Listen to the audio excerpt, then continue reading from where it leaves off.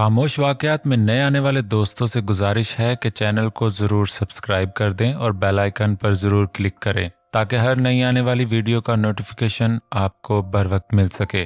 तो चलते हैं आज के एपिसोड की जानिब। महावीरा ने पूरी रात टाइम देखकर गुजारी, उसे सुबह होने का इंतजार था। जब से शहरोज जैसे नामहरम ने माहा को छुआ था, उसका शिद्दत से दिल चाह रहा था वो बिलाल के पास जाए और उसे कहे कि वो ये रिश्ता अब मजीद नहीं छुपा सकती। आखिर एक ना एक दिन तो ये बात सबको बतानी ही है, तो आज क्यों नहीं। सुबह होते ही वो फ्रेश होकर अपने कमरे से बाहर निकली। सुल्तान साहब नाश्ते की टेबल पर महावीरा का इंतजार कर रहे थे। वो कुर्सी खींचकर बैठी सुल्तान साहब ने उसके चेहरे पर परेशानी नोट की। क्या हुआ मेरी गुड़िया की तबीयत ठीक तो है? जी डैड, मैं ठीक हूँ, माहा आहिस्ता से बोली। मुझे नहीं लग रहा तुम ठीक हो। आज यूनी से छुट्टी कर लो और रेस्ट करो, वो परेशान होते बोले। डैड, मैंने कहा ना मैं ठीक हूँ और मैं यूनी से छुट्टी नहीं करूंगी, आज प्रेजेंटेशन है। उसने अपने डैड से झूठ कहा ताकि वो उसे छुट्टी के लिए फोर्स ना करें। ओके बेटा, यूनी में अपना ख्याल रखना। माँ ने चाय के साथ 2 टोस्ट खाए और खड़ी हो गई। ओके डैड, मैं जा रही हूँ। ठीक है बेटा, अल्लाह हाफिज। सुल्तान साहब को शक तो हुआ कि माह का रवैया उनके साथ पहले कभी भी इतना फीका नहीं हुआ था, मगर उसकी तबीयत का सोच कर नजरअंदाज कर गए। महावीरा घर से गाड़ी लेकर निकली। उसका रुख बिलाल के घर की तरफ था। वो जल्द अज जल्द बिलाल के पास पहुंचना चाहती थी। फुल स्पीड में गाड़ी चलाकर 20 मिनट में वो बिलाल के इलाके में मौजूद थी। उसने गाड़ी का हॉर्न बजाया तो उसके आदमी ने गेट का छोटा दरवाजा खोल कर देखा। महावीरा को देखकर उसने जल्दी से गेट खोला और माहा अपनी गाड़ी लिए अंदर दाखिल हुई। गाड़ी से निकलकर उसका रुख व्हाइट हाउस की तरफ था। वो अपने ब्लैक लॉन्ग शूज के साथ कदम बढ़ाती हुई गैलरी क्रॉस कर चुकी थी। दरवाजा खोलकर वो व्हाइट हाउस में दाखिल हुई। बिलाल अपने कमरे में कंफर्टर लिए सुकून की नींद सो रहा था। माहा उसके कमरे में दाखिल हुई और शूज उतारकर बिलाल के कंफर्टर में उसके सीने से लिपट गई। बिलाल की नींद में खलल पैदा हुआ। उसने आंखें खोलकर अपने सीने से लिपटी महावीरा की तरफ देखा। आज खैर है? लगता है मेरी वाइफ रात को बहुत मिस करती रही है अपने हस्बैंड को, इसीलिए सुबह होते ही आ गई। वो माहा के गिर्द बाजुओं का घेरा सख्त करते हुए बोला। महावीरा खामोश रही। बिलाल को महसूस हुआ जैसे उसके सीना भीग रहा हो। उसने महावीरा को पीछे धकेल कर उसका चेहरा देखना चाहा, मगर माहा ने बिलाल के गिर्द गिरफ्त को सख्त किया। शायद वो नहीं चाहती थी कि बिलाल उसे रोता हुआ देखे। माहा मेरी जान, क्या हुआ है बताओ, रो क्यों रही हो? वो प्यार से पूछता हुआ उसके बालों में हाथ फेरने लगा। महावीरा खामोश रही। उसे अभी रोकर अपना दिल हल्का करना था। बिलाल को मालूम हो गया कि वो अभी नहीं बताएगी। उसने माहा के सर पे बोसा दिया और उसके बोलने का इंतजार करने लगा। 5 मिनट बाद माहा बोली। बिलाल। हाँ मेरी जान, बोलो। बिलाल ने प्यार से उसे जवाब दिया। मुझे लगता है कि अब हमें मेरी फैमिली को इस रिश्ते के बारे में बता देना चाहिए, वो भराई हुई आवाज में बोली। पहले मुझे बताओ क्या हुआ है? कल तक तो तुम ऐसी कोई बात नहीं कर रही थी। बिलाल ने तजस्सुस से पूछा। बस आज कर रही हूं ना। मैं चाहती हूँ सबको बता सकूं कि मैं शादीशुदा हूँ और तुम मेरे शौहर हो। तो ठीक है, जब तुम कहोगी मैं तुम्हारे डैड से बात करने के लिए तैयार हूँ। वो अभी भी उसके बालों को सहला रहा था। महावीरा बिलाल का जवाब सुनकर खुश हुई और उसके सीने में अपना चेहरा छुपाने लगी। बिलाल ने उसका चेहरा देखने के लिए फिर से उसे खुद से अलग करने की कोशिश की, तो माहा ने फिर से अपनी गिरफ्त सख्त की। माय वाइफ, क्यों जुल्म कर रही हो? इस खूबसूरत चेहरे का दीदार तो करने दो। वो मुस्कुराता हुआ बोला तो माहा शर्मा गई। इस बार बिलाल ने माहा को खुद से अलग किया तो माहा ने उसके काम में रुकावट नहीं डाली। उसने माहा को सीधा किया और कोहनी टिकाए उसकी तरफ टिकटिकी बांध कर देखने लगा। महावीरा खुद पर उसकी मुसलसल पड़ने वाली नजरों से शर्मा गई। बिलाल उसकी तरफ देखकर मुस्कुराया और उसके माथे से बाल हटाकर अपने लब रखे। महावीरा ने अपनी नीली आंखों के दरवाजे बंद किए। अब वो उसके होंठों को अपनी आंखों पर महसूस कर रही थी। उसके दिल की धड़कन तेज हुई। अब बिलाल के लब उसकी रुखसारों पर गर्दिश कर रहे थे। माहा को उसकी कुर्बत सुकून दे रही थी। आखिर क्यों ना ऐसे होता? वो उसका शौहर था। इन दोनों के दरमियान मुकद्दस रिश्ता था। बिलाल पीछे हुआ और माहा के चेहरे पर बिखरे हया के सुर्ख और गुलाबी रंग देखने लगा। माहा ने आंखें खोलकर उसकी तरफ देखा। नीली आंखें गहरी काली आंखों के साथ मिली। माहा ने बिलाल की गर्दन में पहनी चेन को पकड़कर उसे अपनी तरफ खींचा तो उसके होंठ दुरुस्त निशाने पे लगे। दोनों की आंखें बंद हुई। बिलाल ने कंफर्टर ओढ़ा तो वो दोनों मुकम्मल तौर पर छुप गए। जज्बात के समुंदर में तूफान बरपा हुआ तो लहरों से लहरें टकराईं। एक ऐसी लज्जत थी जो दुनिया के किसी भी जायके में न मिलती। एक मुकद्दस सुकून था जो वो एक दूसरे की जात से हासिल कर रहे थे। वो लिबास थे एक दूसरे का, एक मुकद्दस लिबास। खाली कमरे में एक कुर्सी के साथ बंधा बिलाल का आदमी वकास गर्दन ढलकाए बेहोश पड़ा था। उसके सर पे खड़ा शहरोज उसके होश में आने का इंतजार कर रहा था। कमरे में उसके साथ अयाज, असफंद और टीम के मेंबर्स भी मौजूद थे। शहरोज को वकास पर शक हो गया था कि आखिर ये फकीर उसके घर के गिर्द ही क्यों मंडलाता था। उसने 2-3 दिन वकास पे नजर रखी। अब उसे कंफर्म हो चुका था कि ये वाकई उसकी जासूसी के लिए भेजा गया है, लेकिन उसे ये मालूम नहीं था कि वकास बिलाल का आदमी है। वो जहांगीर दादा का आदमी भी हो सकता था। आज सुबह शहरोज उसके करीब उसे खैरात देने के बहाने से गया और उसके बाजू में बेहोशी का इंजेक्शन गाड़ दिया। तभी वो उसे अपनी गाड़ी में डालकर यहाँ ले आया। अयाज, असफंद ने उबलता गर्म पानी वकास के चेहरे पर फेंका तो वो बेहोशी में भी चिल्ला उठा। आहिस्ता आहिस्ता वकास ने अपनी आंखें खोली तो उसे अपने सर के गिर्द कुछ लोग खड़े दिखाई दिए। उसका सर चकरा रहा था और चेहरा झुलस रहा था। किसके आदमी हो तुम? अयाज, असफंद ने पूछा। वकास ने चकराते सर के साथ उसकी तरफ देखा और अब उसके साथ खड़े शहरोज को देखकर उसने होश की दुनिया में कदम रखा। सोचने पर उसे याद आया कि कैसे उसे शहरोज ने इंजेक्शन लगाया था और उसके बाद अब वो इस कमरे में उनके सामने बंधा था। बताओ किसके आदमी हो? अयाज, असफंद ने चिल्लाकर पूछा। किसी का भी आदमी नहीं हूं साहब, मैं तो आम सा फकीर हूं, उसने खूब डरने की एक्टिंग करते हुए कहा। आखिर वो बिलाल खान का आदमी था, कब किसी से डरने वाला था? अच्छा, तो तुम फकीर हो? शहरोज ने पूछा। जी फकीर हूँ। अल्लाह आपका भला करे, मुझे जाने दें, मैंने किसी का क्या बिगाड़ा है साहब? उसने अपने बंधे हुए हाथों को खोलने की कोशिश में रगड़ते हुए कहा। अगर तुम फकीर हो तो ये क्या है? शहरोज ने उसके मैले कुचैले कमीज को फाड़ते हुए कहा। बड़े बड़े मसल्स, चौड़ी छाती और 6 पैक्स में उसका जिस्म उनके सामने था। अब वकास को समझ नहीं आ रहा था वो इनको क्या जवाब दे। शहरोज ने पूरी कुव्वत के साथ उसके जबड़ों पर पंच मारा तो वकास का होंठ फटकर खून रिसने लगा। शराफत से बता दो तुम्हें मेरी जासूसी करने के लिए किसने भेजा है, वरना तुम्हारे साथ वो कुछ करूंगा जिससे तुम्हारी रूह तड़प उठेगी। शहरोज ने उसके बाल सख्ती से पकड़े, हर लफ्ज चबा चबा कर कहा। वकास खामोश रहा। उल्टा लटकाओ इसको। अब की बार अयाज, असफंद बोला। उन्होंने उसे कुर्सी से खोला मगर उसके हाथ अभी भी बंधे थे। अब वो उसके पांव को मोटे रस्से से बांधकर उल्टा लटका चुके थे। वकास को अपनी आंखों के गिर्द मौत दिखाई दे रही थी, मगर उसने दिल में ठान लिया था उसकी जान जाती है तो जाए, मगर वो बिलाल का नाम नहीं बताएगा।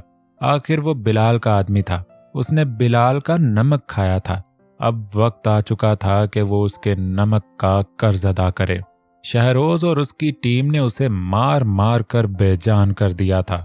उसके जिस्म से खून रिस रिस कर बूंदों की मानंद जमीन पर टिप टिप करके गिर रहा था, मगर उसने अब अपने होंठ सी लिए थे। सर, ये हमें कुछ नहीं बताने वाला, शहरोज ने कहा। हाँ, मैं भी देख रहा हूं, इतनी मार खाने के बाद भी वो एक लफ्ज तक नहीं बोला। तो फिर इसका क्या करें? हमें तो कोई फायदा नहीं हुआ। उसको उसी कमरे में बांध के रखो, क्या पता कभी कुछ बोल दे। अयाज, असफंद ने शहरोज से कहा। Okay sir. उन्होंने वकास के कमरे को बाहर से लॉक कर दिया। आहिल क्लब पहुंचा तो रेहान चेयर पर बैठे उसका इंतजार कर रहा था। वो तेजी से कदम उठाता उसके पास आया।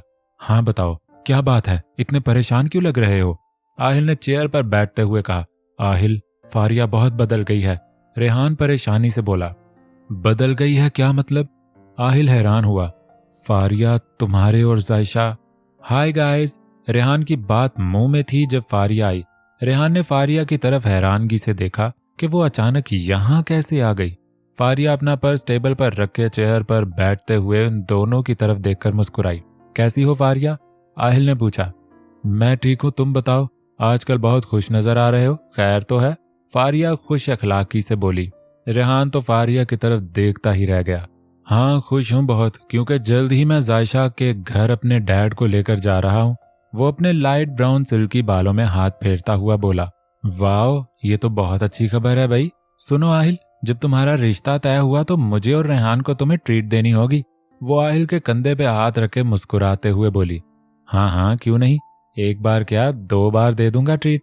उसकी बात पे फारिया हंसने लगी। आहिल ने रेहान की तरफ देखा तो उसे याद आया वो कुछ बताने वाला था। रेहान तुम क्या बात कर रहे थे? आहिल ने वेटर को इशारा करते हुए रेहान को मुखातिब किया। रेहान ने फारिया की तरफ देखा तो वो उसको नहीं का इशारा कर रही थी। वो उसी कश्मकश में था कि अब वो आहिल से बात करे या नहीं, क्योंकि फारिया तो पहले जैसी खुशी दिखाई दे रही थी। इतनी देर में वेटर ने आकर टेबल पे 3 ग्लास जूस के रखे। कहाँ गुम हो रेहान? आहिल ने उसके आगे चुटकी बजाते हुए कहा। हाँ क्या बात करने वाला था मैं? रेहान परेशान हुआ। अरे वही बात जिसके लिए तुमने मुझे यहाँ बुलाया, वो भी इतनी जल्दी में? फारिया ने जब रेहान का परेशान चेहरा देखा तो फौरन से बोली। अरे आहिल, वो तो हमारा तुम्हारे साथ प्रैंक था। एक्चुअली हमारा आज बहुत दिल चाह रहा था कि हम तीनों आज शाम क्लब में मिलें। देखो कितने दिन हो गए हम नहीं मिले। तुम मुझे वैसे बुला लेते, इस तरह करने की क्या जरूरत थी? मैं परेशान हो गया था कि पता नहीं क्या हो गया है। डूड, तुम ऐसे बुलाने से कब आने वाले थे, इसीलिए तो प्रैंक किया। फारिया मुस्कुराते हुए बोली। रेहान ने खुद को नॉर्मल किया और आहिल से मुखातिब हुआ। हाँ आहिल, वैसे तुमने कब आना था, इसीलिए हमने मिलकर ये प्रैंक किया। आहिल इन दोनों की हरकत पर मुस्कुराया। रेहान ने फारिया की तरफ देखा तो वो उसे बाद में बात करने का इशारा कर रही थी। रेहान ने ओके में सर हिलाया। रेहान ने दिन के वक्त फारिया को क्लब के इंचार्ज से बात करते हुए देखा था। वो उससे किसी दिन के कैमरा रिकॉर्ड वीडियो की बात कर रही थी। रेहान ने उसके करीब आकर पूछा, फारिया तुम क्या कर रही हो यहाँ, वो भी अकेली, और इस वक्त? हम तो हमेशा रात को मिलते हैं ना? फारिया ने रेहान की तरफ देखा तो रेहान उसकी हालत देखकर हैरान हुआ। वीरान सा चेहरा, उजड़ी आंखें और वो होंठ जिनसे वो कभी लिपस्टिक ना उतारती थी, आज खुश्क जमीन की तरह लग रहे थे। उसके बिखरे बाल उसके रुखसारों को छू रहे थे। कुछ नहीं कर रही, बस यूं ही आई थी, वो खुश्क लहजे में बोली। फारिया तुम ठीक तो हो? और तुमने ये अपनी हालत क्या बना रखी है? रेहान ने उसका रुख अपनी तरफ करते हुए कहा। हाँ मैं ठीक हूं, तुम परेशान मत हो रेहान। उसने रेहान का हाथ पीछे किया। मेरा काम कर दीजिएगा, मैं फिर आऊंगी, फारिया ने इंचार्ज से कहा और रेहान को कुछ कहे बगैर वहां से चल दी। रेहान परेशान था कि आखिर वो क्लब के इंचार्ज से किस काम का कह रही थी। आखिर ऐसा क्या काम था जिसका उसने रेहान से जिक्र नहीं कहा? उसने इंचार्ज से पूछा तो उसने रेहान को टाल दिया। रेहान घर में आकर फैमिली के साथ मसरूफ हो गया और जब फारिग वक्त में उसे फारिया की आज वाली बात याद आई तो अचानक उसके जहन में वो बात आई जिसका फारिया इंचार्ज से कह रही थी। उसने तब परेशानी में आहिल को कॉल की, लेकिन जब वो आहिल को ये वो बात बताने लगा तो ऊपर से फारिया आ गई। बिलाल पिछले 3 घंटों से बार बार वकास को कॉल कर रहा था, मगर उसकी तरफ से जवाब मौसूल नहीं हो रहा था। वो परेशान हुआ कि कहीं शहरोज को वकास पे शक ना हो गया हो, जिस वजह से उसने वकास को पकड़ लिया हो। अचानक बिलाल को वकास की बात याद आई। भाई, इस काम में खतरा भी है, मैं अपना मोबाइल हर वक्त अपने पास नहीं रखूंगा। अगर आपको मेरी तरफ से कोई रिस्पॉन्स ना मिला तो आप समझ जाना मैं पकड़ा गया हूं। और शहरोज के घर की गली में एक पेड़ है, वहां मैंने एक छोटा सा सुराख करके मोबाइल रखने की जगह बनाई है। आप वहां से मोबाइल उठा लेना। अगर शहरोज के हाथ में मोबाइल लग गया तो समझो उसको आपका अता पता सब मालूम हो जाएगा। बिलाल ने अपनी गाड़ी की चाबी उठाई और शहरोज के घर का रुख किया। आहिल आज बहुत खुश था। उसने अपने डैड से जायशा की बात भी करनी थी और उसके रिश्ता लेकर जाने का भी कहना था। वो मुस्कुराते हुए अपने डैड के कमरे में आया। हे डैड, वो बेड पर बैठता हुआ बोला। सुल्तान साहब टेबल पर कुछ फाइल्स फैलाए कुर्सी पर बैठे थे। हाँ बोलो आहिल, कैसे आना हुआ? वो अपना चश्मा सेट करते हुए फाइल को देखकर बोले। डैड पहले इनको तो छोड़ें, फिर बताऊंगा। आहिल ने उनका चश्मा उतार कर टेबल पर रखा और उनका हाथ पकड़े बेड की तरफ ले आया। अरे अरे, ये क्या कर रहे हो?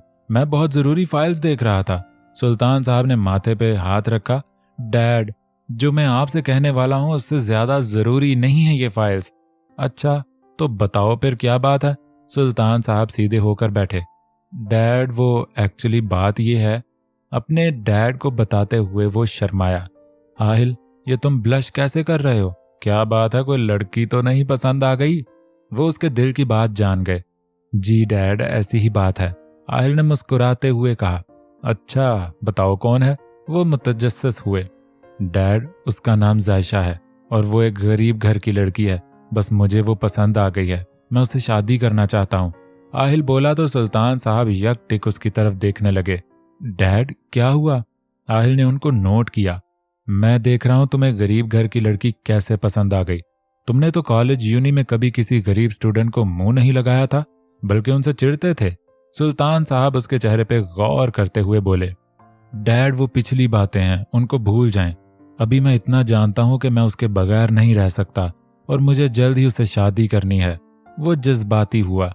शर्म करो, बाप के सामने कैसे कह रहे हो? सुल्तान साहब ने उसके सर पर थपकी लगाई। आहिल के होंठों पर खूबसूरत एक तरफा मुस्कुराहट रोनमा हुई। डैड, तो कब चल रहे हैं मेरे साथ? वो एक्साइटेड होते हुए बोला। जब तुम कहो तभी चले जाएंगे। सुल्तान साहब बेटे की खुशी में खुश हुए। डैड, आप बहुत अच्छे हैं। आहिल ने खुशी से सुल्तान साहब को हक किया तो वो मुस्कुरा दिए। अच्छा, अब जाओ, मुझे जरूरी काम करना है। आहिल मुस्कुराते हुए कमरे से बाहर निकल गया। अब इसका रुख अपने कमरे की तरफ था। अपने कमरे में आकर वो बेड पर लेट गया। जायशा की तस्वीर जूम करके देखने लगा।